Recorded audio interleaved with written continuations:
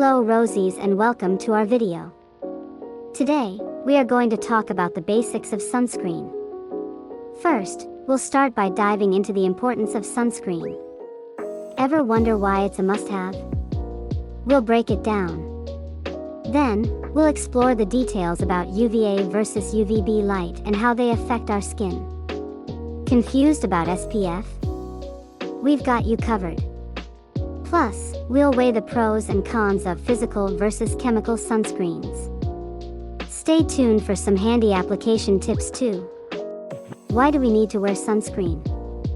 Sunscreen is protecting our skin from the damaging UV rays that can cause premature skin aging, hyperpigmentation, skin cancer, sunburn. But it can also worsen some of your already existing skin problems like acne, rosacea, or eczema. There are two types of UV rays that are connected with our skin's health, UVA and UVB. UVA is the type of light that can penetrate all the way down to the dermis layer. Here, it can damage, for example, our collagen, elastin, or DNA. UVB, on the other hand, can only penetrate into the epidermis layers. However, it can still damage our skin's DNA, and by doing so, it can also cause a lot of issues. As we mentioned before, both UVA and UVB rays can cause significant damage to your skin. While they have similar effects, the depth to which they penetrate can lead to different outcomes. This is good to know, but it doesn't really matter that much, because we need to protect our skin from both UVA and UVB rays. But how do we do that?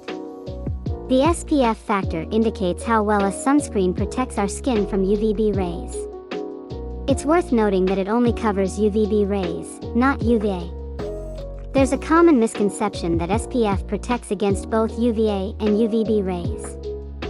The SPF value is often prominently displayed on the front label of the sunscreen bottle or package.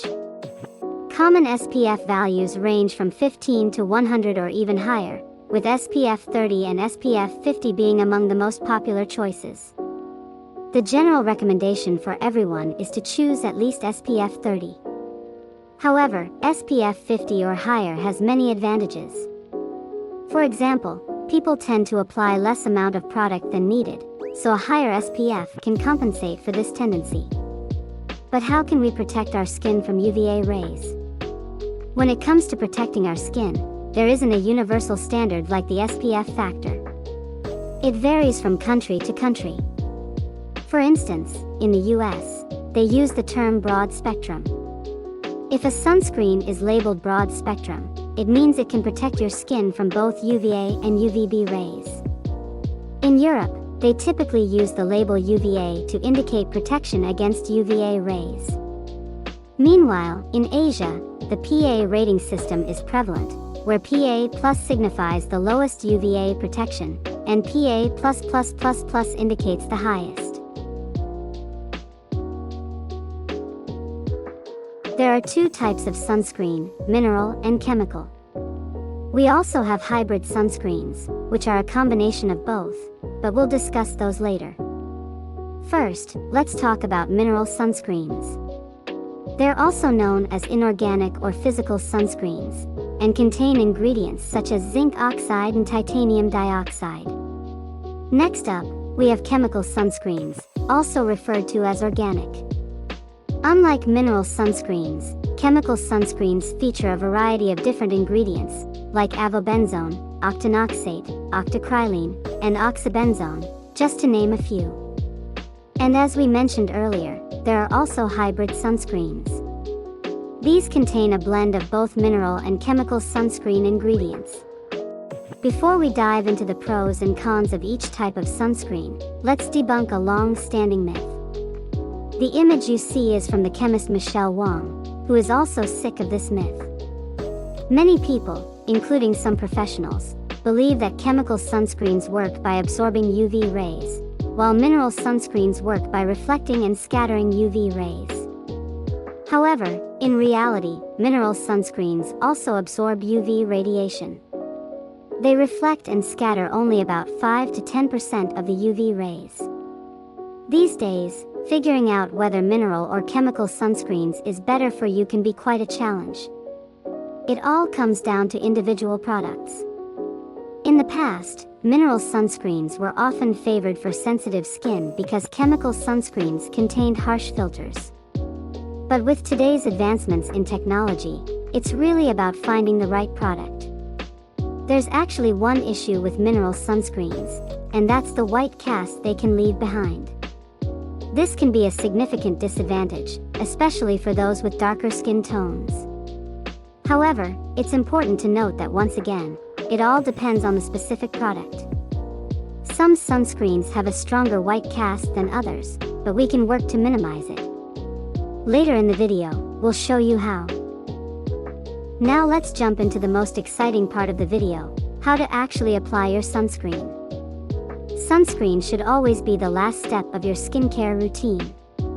The correct amount for sunscreen is about 2 milligrams per square centimeter of skin, roughly equivalent to a quarter teaspoon. While some people may convert it to 2 fingers of sunscreen, be cautious as sunscreen textures vary. So, in order to get the correct UV protection, get yourself a quarter teaspoon just to ensure that you always apply enough sunscreen. Now, we will go step by step on how to apply the sunscreen on your face. First, allow all of your previous skincare products to fully absorb to prevent sunscreen pilling. Then, carefully select the correct amount of sunscreen and apply half of it as the first layer. When applying, avoid rubbing too hard. It can actually lower your protection against the UV. Also, try not to skip areas. That is why you should apply sunscreen in 2 layers, because by doing so, you can avoid it. So, after you've applied the first layer, it's time for the second. But before that, wait a few minutes for the first layer to absorb. If you have white cast, you can minimize it by waiting a little longer. If the white cast is still really noticeable, you probably need to buy a new sunscreen. When your sunscreen is applied, wait 15 to 20 minutes before going out. It is not because the sunscreen needs time to start working, but because it can fully set and absorb to your skin, so it won't be rubbed off throughout the day. But what about reapplying? In a perfect world, sunscreen would be reapplied every 2 hours. However, for most people, that is not realistic.